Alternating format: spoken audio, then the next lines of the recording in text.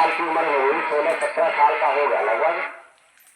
बच्चों ने कहा कि माँ हम अब नौकरी करने के लिए जाएंगे। तो ठीक है बेटा, तुझे तो थोड़ा। माँ गाँव में गई, मोहल्ला परिवार से 4 रुपए ले गए माँ खाते, बच्चे को दिए। बेटा जब तक नौकरी न लगे तब तक है अपने पैसों से रुपये से गुजर करना। बच्चे ने धन लेकर के अपने माँ के पैरों को छुआ, पैर जब छुए आशीर्वाद मिला। आशीर्वाद लेकर के बच्चा चला, बैठ गया। गांव से 2-4 किलोमीटर जब निकल गया तो पहले का समय किसी पेड़ की छाया में एक महात्मा बैठे। महात्मा ने बुलाया, ए बेटा इधर आओ, हवा खा लो, बैठ जाओ। महात्मा ने पूछा कि आप कहाँ जा रहे? उसने अपनी सारी कहानी बताई, ऐसे से हम नौकरी के लिए जा रहे। तो बेटा हमारी एक बात मान लो। तो बोलो। एक बात तो 100 रुपए लगेंगे, 100 रुपए निकाल करके दे दिए। जब दे दिए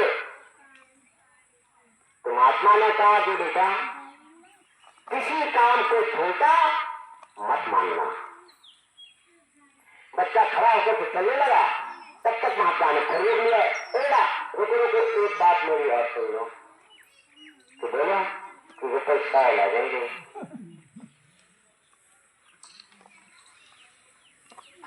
100 रुपये निकाल के दे दिए। बताओ महाराज, किसी का हक मत खाना। दूसरी बात बताओ, किसी का हक मत खाना। बच्चा चल दिया, थोड़ी दूर लेकर के पहुंचा, तब तक है महात्मा फिर खड़े हुए। रुक जा यहाँ, मेरी बात मान लो, एक बात मान लो। बच्चा लौट आया। जब लौट आया तो बताओ महाराज कि रुपये 100 लगेंगे इस बात। ठीक है, 100 रुपये दे दी। बताओ महाराज, अगर किसी की बुराई दिखे, किसी का पर्दा आउट हो, उसको जग देना। ठीक, बच्चा था चल दिया। एक फल्लांग दूर चला, तब तक महात्मा फिर भाग खड़े। ए बेटा रुक जा। उधर से बोली लौट आए थे, पहुंच के बताओ महाराज, बेटा मेरी एक और बात मान लो, सुन लो। जीवन में कभी धोखा नहीं खाएगा, परमात्मा तेरी हमेशा रक्षा करेगा। बताओ महाराज, रुपये 100 लगेंगे। हमारा 100 रुपये 400 ले सकते। चौथी बात बताई बाबा जी ने, बेटा अगर कहीं जाता हो, कितनी भी इमरजेंसी हो, कितनी भी जल्दी का काम हो, अगर कहीं रास्ते में अगर जाते समय अगर कोई सत्संग होता हो, किसी महात्मा का सत्संग होता हो, तो है रुक जाना, सत्संग सुनना।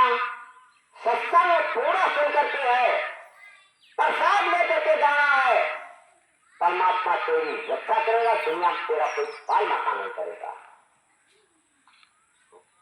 सुनकर की 4 बातें महात्मा अपने रवाना के लिए बच्चा चल दिया। चलते चलते है राज दरबार कहीं लगा था, राजा का दरबार। दरबार जब पहुंचा तो सब जनता अपनी अपनी बात कह करके चली गई, केवल लड़का बैठा हुआ। राजा ने देखा ये लड़का कैसा अकेला बैठा है। राजा ने है बच्चे को बुलाया, बेटा इधर आओ। आपने कैसे बैठे, किससे आए? उसने अपनी सारी कहानी बताई कि हम अपनी गरीबी में नौकरी के लिए आए हैं। तुझे बताओ तुमको कोई काम दिया जाए कर लोगे? तो बताओ। क्योंकि घोड़ों की भी बदलना पड़ेगा। उसको याद आया, बाबा ने कहा था किसी काम को छोटा मत मानना। ये आप लोगों के ऊपर है। गुरु महाराज ने कहा किसी काम को छोटा मत मानना। कोई छोटी छोटी से छोटी सेवा आपके लिए बहुत महत्वपूर्ण होगी। इधर क्या हुआ कि ठीक करेंगे। सवेरे 4 बजे से पहले उठ करके घोड़ों की नींद साफ करता था। घोड़ों की 3-5 थी। एक दिन समय से प्रस्तुत होकर के राजा जो है तालाब पर नहाने गए, वो भी चला गया। उस लड़के ने राजा के कपड़े साफ कर दिए। वो एक बार साफ कर दिए, राजा खुश हो गया। एक दिन कोई लिखा पढ़ी का काम रहे तो उसका काम घंटों में मिनटों में समझवा दिया राजा का काम। राजा बहुत खुश हो गया। उन्होंने आज से तुम ये घोड़ों की नींद का काम नहीं करोगे, बंद कर दो। आज से तुम है टीम के मालिक रहोगे। टीम के मालिक रहोगे। तो एक टीम का मालिक हो गया, तो काम छूट गया। 5 टीमें थी। 5 टीमों के लिए हर टीम के लिए 2-2 क्विंटल राशन खाने के लिए आता था घोड़ों के लिए। एक दिन हुआ क्या, 5 टीम के व्यक्त बैठे हुए थे। आपस में कहने लगे कि भाई तुम्हें अकल ना है। कैसे? 2 क्विंटल आ दो, 1 क्विंटल हमने बचाए रखो, 1 क्विंटल खराब हो रहा था। कौन देगा तो को जाना है। सुनता नहीं तो कोई ना सुना सबकी, लेकिन करो मन की। गलत बात का काम सुन लो, लेकिन काम करना मत गलत कभी। जब शाम को बच्चा देता तो उसको याद आया कि महात्मा ने कहा था कि किसी का हाथ मत खाना। उसने नहीं देगा।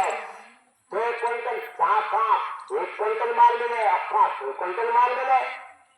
घोड़ा सिंचाने लगे उसके मालिक टीम के। जब राजा आया उन घोड़े पर सवारी जब करता उसकी विजय प्राप्त होती। विजय प्राप्त होने में बहुत खुश हो गया।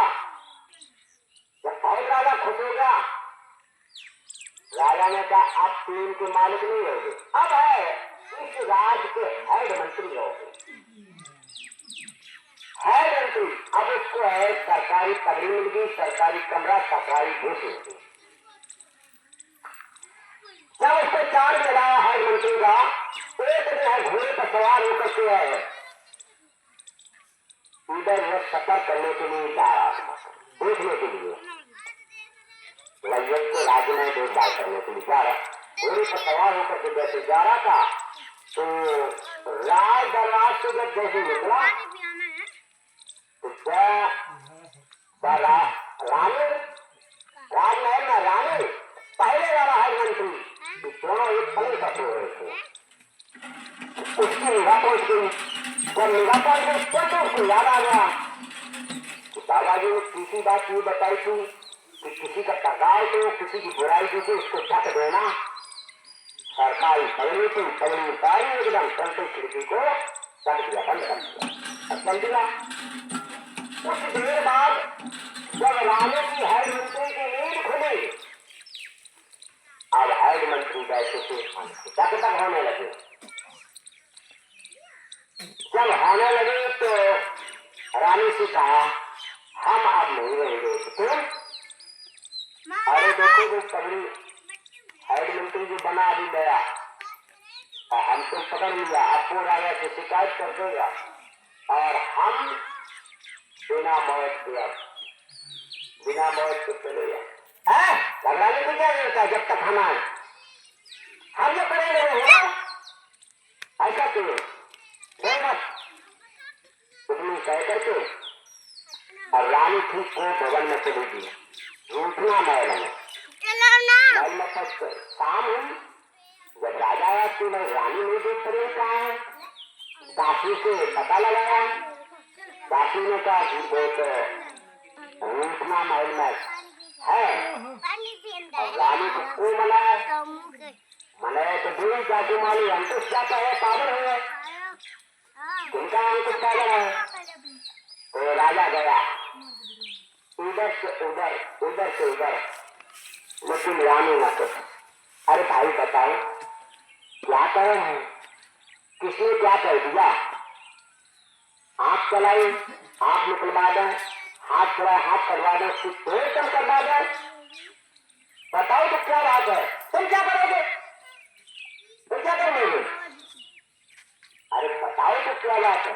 अरे जिसको तुमने हेड मंत्री बनाया है और जाकर पहले अपने कपड़े भी फाड़ लिए, बदन में है, नाखूनों से है, खरोंचा भी मार लिए। देखो मेरे शरीर को पहले, इतना देखो हमारी हालत कर रखी है। हमने इसको बहुत अच्छा हेड मंत्री बनाया है, लेकिन इनके लिए क्या प्रूफ है? प्रूफ क्या है? देखो ये पगड़ी किसकी है? अब पगड़ी तुम्हारे क्या है? केवल एक ही हेड मंत्री पर यहाँ खाई खाई ले रही है। पता देखो ये किसकी पगड़ी है?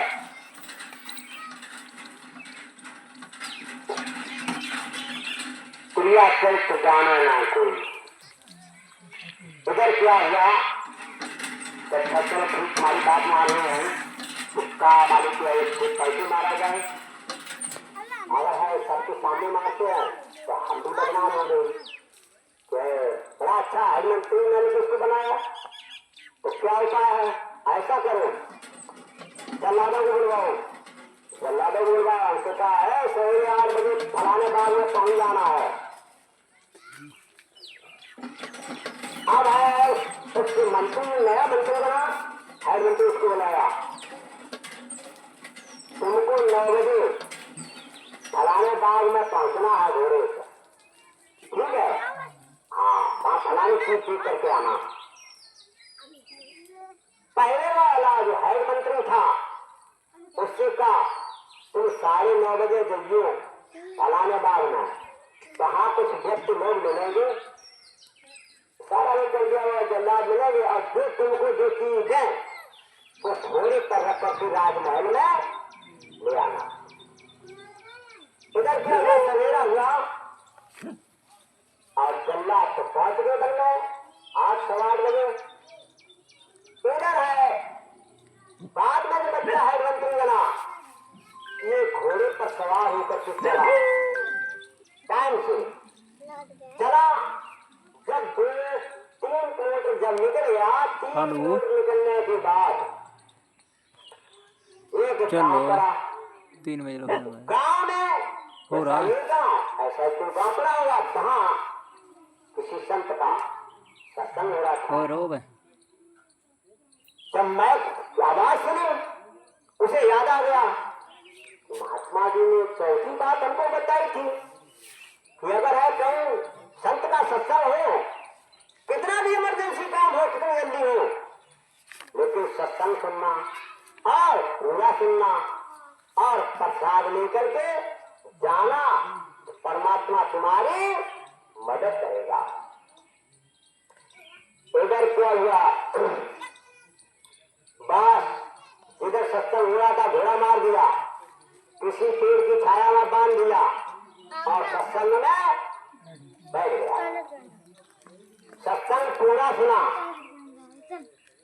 सत्संग सुन करके है प्रसाद बेटा, प्रसाद ग्रहण करके और तब तक ये पहले वाले मंत्री थे जो सत्संग सुना तो उनको टाइम हो तो अब बेभा पहुंच गए। चाकू राखे साइया मार सकेला कोई, पार लगाता कर सके जगवेरी। सांप को आंख नहीं आती है। एक बार कबीर साहब ताना बाना का काम कर रहे थे, एक बदमाश पुलिस खदेड़े जा रही थी बदमाश को, कुछ छुट करके अब बदमाश पहुंचा। जब पहुंचा कबीर साहब से कहा जो है पुलिस मेरे पीछे है, हमको बचा लो। अच्छा, कपड़ा बिछा हुआ था, उन्होंने कहा इस कपड़े पे लेट जा। कपड़े पर लेट गया बदमाश और हुई 4-5 किलो धूल थी, रजाई भरने के लिए अब वही से उसको ढक दिया। जब ढक दिया कुछ देर बाद पुलिस वाले आए, कहीं इधर बदमाश आया, यहाँ आया तो है, कहाँ है? उसमें है रूम है, दवा है, रूम है, दवा है, निकाल लो। दूसरे एक और सिपाही वाले भी जो कबूर रहा, वो तो ऐसे मुझे हाथे लगा रहे, वो अपनी रजाई भर रहे हो, ये बदमाश कहाँ हो, उसको हाथ से निकाल हो जाए, वो तो अपनी गाड़ी काटे ना रहे हो। विश्वास नहीं माना, विश्वास नहीं माना। गुरु महाराज बहुत बात करते हैं, लेकिन एक तो विश्वास हम आप लोग नहीं मानते, उनकी बात करते हैं। इधर क्या हुआ, अभी तो सिपाही लोग चले गए। कुछ देर बाद वही बेचारी क्या, अरे कबीरा तूने तो पकड़े हुए कोई कसर है, कसर रह राखी। अरे बेवकूफ, सात बराबर तपने और झूठ बराबर पाप, जाते हृदय साच है ताकि हृदय साच को कभी आंख नहीं आ सकती है।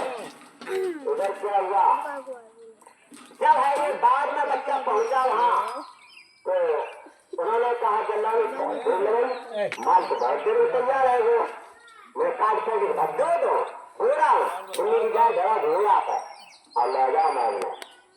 जब है महल में पहुंचा, इधर क्या हुआ, उस राजा ने उसको देखा बच्चे को। इधर क्या हुआ, उसकी बुद्धि शुद्ध हो गई। कैसे हो गई बुद्धि शुद्ध, जब है संत के दर्शन किए बच्चे ने, मुख देखत पातक हरे परसत कर्म बिलाए, वचन सुनत मन मोगत पूरे भाग्य बिलाए। उसके मालिक मुख देखत पातक हरे, जैसे संत के दर्शन हुए सारे पाप खत्म हो गए। परसत कर्म बिलाए, जैसे उसके पैर महात्मा के पैर छुए, कर्म में तीन जगह से करता, पैरों के नाखूनों के द्वारा, आंखों के द्वारा, बालों के द्वारा, जैसे पैर स्पर्श हुए तो है मुख देखकर पातक परसत कर्म मिला। छूने से है उसके पिछले जितने कर्म खराब थे सब गायब हुए, और बचन सुने तो मन मोहगत, मन भी शुद्ध हो गया, वही है सत्संग करके मन भी शुद्ध हो गया और पूरा भाग्य मिला। हमारे भाग में भी लिखा, उसके गलत भाग में जो लिखा था वो सब गुरु महाराज ने कहा था कि जो तुम्हारे भाग्य में लिखा उसे काल भी नहीं काट सकता है, लेकिन तुम्हारे अच्छे कर्म रहेंगे। अगर खराब कर्म है उसके लिए लिखा, पंक्ति लिखा नसीब का, संत देता फिर, लेकिन अपना दिल साता रेता से लागे। खराब कर्म है, गुरु महाराज ने कहा कि संत की वाणी के द्वारा सब कर जाते हैं। इधर क्या हुआ, जब बच्चा गया तो राजा ने दर्शन किए, बुद्धि शुद्ध हुई, बुद्धि शुद्ध हुई। उसने पूछा, ए बेटा आज तुम अपने जीवन की कहानी सुनाओ। जैसे ही जीवन का कहानी की याद उस बच्चे को आई याद, तैसे फटक फटक करके रोने लगा, रोने लगा। जब रोने लगा उसने अपनी सारी कहानी बताई। ये महात्मा ने ऐसे से है, हमको चार बातें बताई कि 400 रुपए लिए थे, किसी काम को छोटा मत मानना, हमने आपके घोड़ों की ली, पता नहीं कैसे खुश हो गए। टीम का मालिक बता दिया, हमारी टीम में 5 आदमी कहा 2 कुंटल माल आता है, 1 कुंटल खवाओ, लेकिन महात्मा ने कहा किसी का हक मत खाना, पूरा दिया। आप खुश हो गए, हमको हेड मंत्री बनाया। तीसरी बात बताई थी, किसी की बुराई कहीं देखो ढक देना। तो हम राजमहल से निकल करके जा रहे थे, आपका हेड मंत्री पहले वाला रानी साहिबा एक पलंग पर लेटे थे, सो रहे थे। हमने पगड़ी उतारी, खिड़की को बंद कर दिया। उसके बाद माता ने कहा था कि कहीं भी सत्संग कहे होता हो संत को, तो सत्संग को पूरा सुनना और सुनकर तू जाना, प्रसाद लेकर जाना, तो परमात्मा तुम्हारी मदद करेगा। दुनिया में तू बाल बाका करने वाला नहीं होगा। भाई बहनों, गुरु महाराज ने कहा अन्न का एक कर, सत्संग का एक थर, कभी बर्बाद नहीं करना चाहिए। सत्संग पूरा सुन करके जाना चाहिए, प्रसाद लेकर के जाना चाहिए। इधर क्या, जब तो सुना, जब सुना तो रानी को बुलाया और उसका सरक्रम कर दिया। केवल एक ही लड़की थी उसकी, लड़की थी। उसने राजा ने कहा, सोचा कि ऐसा लड़का ईमानदार, इतना गट्टी से काम करने वाला, ऐसा सच मेहनत से काम करने वाला हमको कोई मिलेगा नहीं। गोबर लिया और उसका राज तिलक कर दिया, राज तिलक कर दिया। ए भाई बहनों, अगर आप गुरु महाराज के इशारे पर अगर आप चले तो आपका, ये आपकी आत्मा का और परमात्मा से आपका ऐसा राज तिलक होगा, ये दुनिया का राज छूट जाएगा। मगर है ये आत्मा का वो राज मिल गया तो दुनिया में कभी छूटेगा नहीं, और यहाँ का सब राज छूट जाएगा। क्योंकि जा जगत है अंधेर नगरी, जा जगत है अंधेर नगरी, जाने न अपना कोई खास जानिए। अनबूझ राजा बूझ नाई, बता महुज्जत आप कीजिए। न्याय पे तुषार पड़ो, अन्याय की बेल बढ़त देख लीजिए। भलाई को साबूत नाई, बुराई के हजार देख लीजिए। 4 दिन की चांदनी में भैया बहनों गमार बुद्ध मत कीजिए।